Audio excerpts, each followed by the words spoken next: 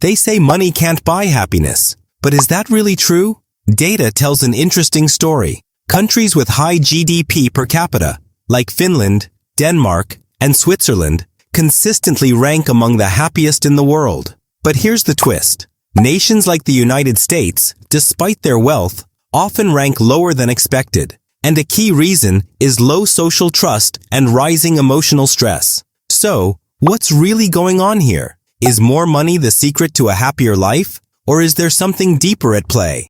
In this video, we'll explore this complex question through different lenses. What exactly is happiness? Is it just feeling good, or something more long-term? How does money influence our emotions, decisions, and mental health? And most importantly, how do we balance financial goals without sacrificing emotional well-being? We'll then break the topic into two sides: the benefits of money and how it can contribute to happiness, and the downsides, where chasing wealth may actually hurt our mental peace. Stay tuned, because what we're about to unpack might just change the way you think about money and happiness forever. Number 1. Maslow's hierarchy of needs and financial security. Imagine waking up every morning without worrying about rent, groceries, or medical bills. Feels peaceful, right? That sense of calm, that quiet confidence, comes from something money provides: security. It's hard to think about personal growth, love, or even purpose when you're not sure how you'll make it through the month. So before we even talk about whether money can buy happiness, we need to ask, what does happiness even look like when your basic needs aren't met? This brings us to something fundamental. Think of it like a ladder. At the bottom are your basic needs: food, shelter, and safety. You can only start reaching for emotional well-being, connection, and fulfillment after climbing those rungs. You've probably heard of this ladder before. It's called Maslow's hierarchy of needs. And here's why it matters. Without money, most people get stuck on the first few steps, struggling to afford rent, healthy meals, or even basic health care. How can someone pursue happiness or purpose when they're constantly in survival mode? Money may not buy happiness directly, but it does buy access to health care, to safety, to comfort. And once those needs are covered, people finally have the space to think about joy, relationships, and long-term goals. Think about it for yourself. When do you feel most at ease? Is it when your bills are paid and there's food in the fridge? Or when you're stressed about making it to your next paycheck? The truth is, happiness starts with stability. And in today's world, stability has a price tag. Number 2. The $75,000 rule. How much money do you really need to be happy? Not rich, not famous, just happy. It's a question researchers have actually tried to answer, and believe it or not, they came up with a number: $75,000. Yep, that's right. A study from Princeton University found that people's day-to-day happiness levels rise with income, up to about $75,000 a year. But after that, the emotional boost starts to level off. So, what's so magical about this number? Let's break it down. At around $75,000 a year, most people in the US can comfortably cover their basic needs: rent, food, transportation, and maybe even a vacation or two. They're not constantly worried about emergencies, bills, or unexpected expenses. Life feels manageable, secure, stable. That financial breathing room gives people the freedom to enjoy life, to go out with friends, take care of their health, and spend time with their families without the constant weight of money stress hanging over them. Have you ever been so stressed about money that you couldn't even enjoy the weekend? Or spent an entire day refreshing your bank app, doing mental math before every purchase? That's not just inconvenient. It eats away at your mental well-being. But when income rises to a point where those worries fade, where you know your bills are paid, and you even have a little left over, something powerful happens. Your focus shifts. You're no longer just surviving, you're living. Now here's the interesting part. While the original study said happiness plateaus after $75,000, newer research suggests it keeps rising, just more slowly. So yes, more money can bring more happiness, but the gains become smaller. Think of it like climbing a hill. The first steps give you the biggest lift, but after a while, each step adds less. Still, that first $75,000? It's not about luxury, it's about peace of mind, and peace of mind is priceless. Number 3. money and freedom. What if you could wake up tomorrow and do exactly what you wanted, with no one telling you when to clock in, where to go, or what to do? Wouldn't that feel like happiness? That feeling is freedom, and money is often the key that unlocks it. Most of us don't dream of money just to stack it in a bank. We dream of what it can give us. Time with family, the power to say no, the chance to travel, to create, to rest. Freedom isn't about having millions, it's about having choices. Ever stayed in a toxic job because you couldn't afford to leave? Or skipped a family event because missing a day's pay wasn't an option? That's not just stressful. It steals your time, your energy, your joy. Now imagine having the money to walk away from that job, to take time off without fear, to pursue what actually matters to you. Money gives you that option. And it's not just about big life decisions. It's about the little things too. Being able to order your favorite meal instead of the cheapest one. Taking a spontaneous weekend trip. Buying time, literally, by hiring someone to clean your home so you can rest, or read, or spend time with your kids. Every dollar you save or invest isn't just a number. It's a small piece of freedom you're buying back. Money may not bring happiness directly, but it gives you something just as powerful. The freedom to live life on your terms. And when you have that, happiness tends to follow. Number 4. Experiences and memories. Imagine taking your parents on a vacation they've always dreamed of, or surprising your partner with tickets to a once-in-a-lifetime concert. Think about the smile on your child's face during their first trip to Disneyland, or the quiet joy of a weekend retreat with your closest friends. Would those moments even be possible without money? Money might not buy emotions directly, but it absolutely opens the door to experiences that create those emotions. Joy, excitement, connection, and lasting memories. You probably don't remember what you bought 3 years ago on sale, but you do remember the road trip with your college friends, that beach bonfire, or that time you tried skydiving on your birthday. Those aren't just memories, they're core life moments that shape who you are. And guess what? Money made them happen. Science backs this up too. Research shows that spending money on experiences leads to more happiness than spending it on things. Why? Because experiences grow in value over time. You talk about them. You relive them. They become a part of your identity. And think about the emotional return. Experiences connect you with people. They give you stories to tell. They remind you that life is about more than just work and bills. It's about moments that make you feel alive. Number 5. Wealth, purpose, and meaningful living. What would you do if money wasn't a problem? Would you travel the world? Start a nonprofit? Write a book? Open a cafe? Or just spend more time with your family? Most people think of wealth as just numbers in a bank account. But real wealth, the kind that transforms lives, is about freedom to choose a life with purpose. When you're constantly worried about bills, there's little room to ask, what gives my life meaning? You're stuck in survival mode. But once you reach a place of financial comfort, that's when something incredible happens. You start thinking about why you're here, not just how to get by. Money won't give you a purpose, but it can clear the path to finding one. Take someone like Oprah Winfrey. She didn't just build wealth, she used it to create impact. Schools, charities,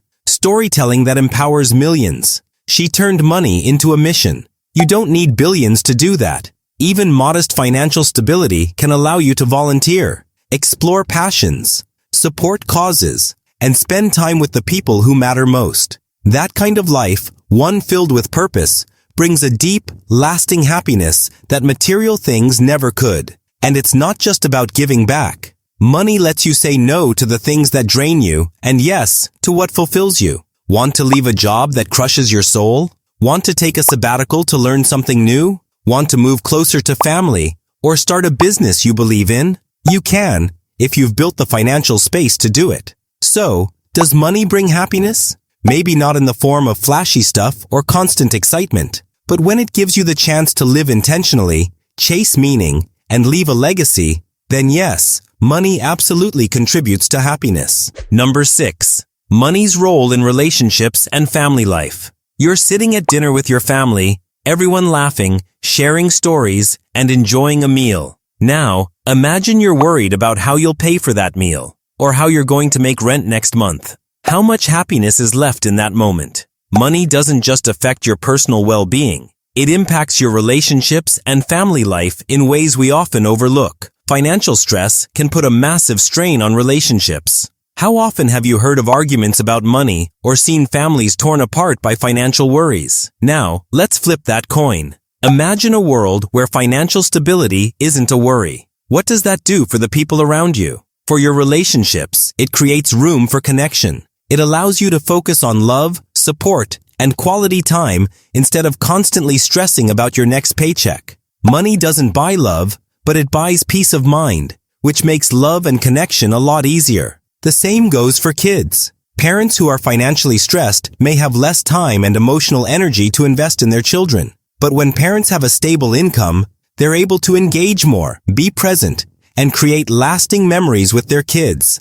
Financial stability also lets families experience things together. Think about taking your kids to a theme park, going on family vacations, or simply eating out without the stress of budgeting for every meal. Those experiences create memories that last a lifetime and strengthen the bond you share. Money also enables the freedom to support your loved ones when they need it the most. Whether it's helping a sibling pay for college, supporting a friend through a tough time, or providing a safe home for a relative, money allows you to show love in practical, meaningful ways. Now that we've explored how money can support happiness by providing security, freedom, and purpose, let's flip the coin and look at the other side. Because, for all its power, money can also become a source of stress, emptiness, and even disconnection. Number 1. Hedonic Adaptation. Imagine getting your dream car, the one you've been thinking about for years. The smell of new leather, the shine, the sound of the engine. It feels incredible. But fast forward a few weeks, and that same car doesn't spark the same joy anymore. It becomes just a car. Ever felt that way? This is something almost all of us experience, but few talk about. It's a psychological trap we fall into again and again. We think, once I have this, I'll be happy. And for a moment, we are, but that happiness fades. Why? Because our minds adjust. Quickly, think about the last time you upgraded your phone or bought something expensive. That initial rush, the excitement, it didn't last, did it? Soon enough, you were scrolling through social media on your new phone the same way you did on the old one. That's the brain's way of normalizing new pleasures. It's like it hits a reset button. So, if we always adapt to what we once craved, can money buy lasting happiness? This psychological effect has a name. It's what causes lottery winners to return to their baseline mood after the excitement fades. It's why people who move into bigger houses still end up feeling just as stressed. And it's why someone living a simpler life might feel just as content, if not more so. A study once followed people who received significant raises at work.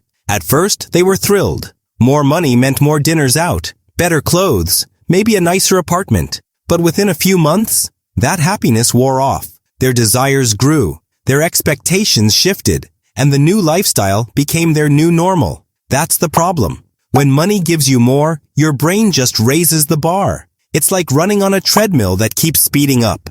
You never actually arrive. You just keep chasing the next thing. And the faster you run, the more exhausted you feel. We're wired to chase pleasure, but we're also wired to get used to it. That's why buying things doesn't lead to deep, lasting happiness. It leads to short bursts of excitement followed by emptiness. So, if more money doesn't mean more happiness, what does? Research shows that experiences, relationships, and purpose give us more long-term satisfaction than material things. A conversation with a friend, a walk with your partner, doing something that matters. These moments stick with us. They don't fade as fast. The more we rely on money to make us happy, the less happy we become. Number 2. Social comparison and financial pressure. You open your phone, scroll through Instagram, and there it is. Your old classmate just bought a luxury car. Someone else is vacationing in the Maldives. Another friend just posted a picture holding keys to their brand new apartment. At that moment, how do you feel? You were fine before, but now, your life feels smaller, less successful. Suddenly, what you have doesn't feel like enough. This is the trap, and it's powerful. It doesn't matter how much you earn or what you own, there's always someone doing more. And the moment you start measuring your life against theirs, happiness takes a back seat. Money, instead of being a tool for comfort, turns into a scoreboard. Have you ever felt pressured to buy something just because others had it? A newer phone? A designer bag? A fancy dinner you couldn't really afford? That's not freedom. That's stress, disguised as lifestyle. People rarely post the whole picture. You see the new car, but not the loan. You see the vacation, but not the credit card debt. You see the smile, but not the anxiety behind it. Trying to keep up becomes exhausting. It's a race that never ends, because the finish line keeps moving. Once you match what someone else has, there's another person doing even better. So, you spend more, work more, stress more, all to match someone else's highlight reel. This is where financial pressure sneaks in. The need to look successful starts to override the need to feel at peace. You start buying for image, not joy. Living to impress, not to enjoy. And it doesn't stop at social media. Even in real life, family gatherings, friend circles, neighborhood talks, money becomes a comparison tool. Who's earning more? Who's upgrading their home? Whose kids go to better schools? Remember, comparison is the thief of joy. One study found that even people with high incomes feel dissatisfied, not because they lack money, but because their neighbors earn more. It's not about how much you have, it's about how much more someone else seems to have. And that mindset? It ruins happiness. When you stop comparing, you start living. And that's something no amount of money can buy. Number 3. Debt and financial stress. You just got paid. But instead of feeling excited, your mind races. Rent is due. The credit card bill is higher than expected. A loan payment is coming up next week. And somehow, your paycheck already feels like it's gone. Sound familiar? This is the silent weight many people carry. On the outside, life may look good. New clothes, gadgets, maybe even a nice car. But underneath, there's a pressure most don't talk about. The stress of owing money. Money is supposed to make life easier. But when it comes to debt, it often does the opposite. And this isn't just about big purchases. It's student loans, car payments, medical bills, even buy now, pay later apps. One swipe at a time, the debt piles up.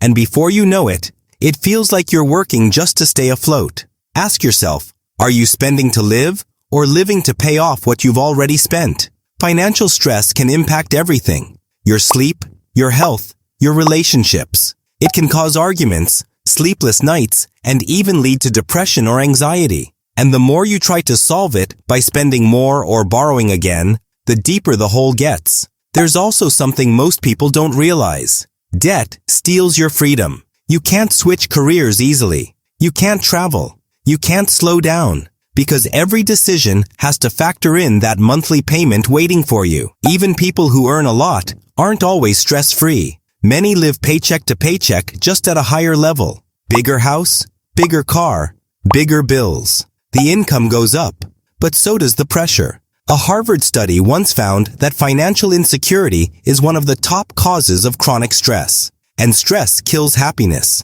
It clouds your thoughts, affects your health, and steals your peace of mind. True happiness doesn't come from spending more. It comes from owing less. Because nothing feels better than financial peace. And that's something no luxury item can give you. Number 4. Can you be happy without money? You are sitting on a beach with people you love.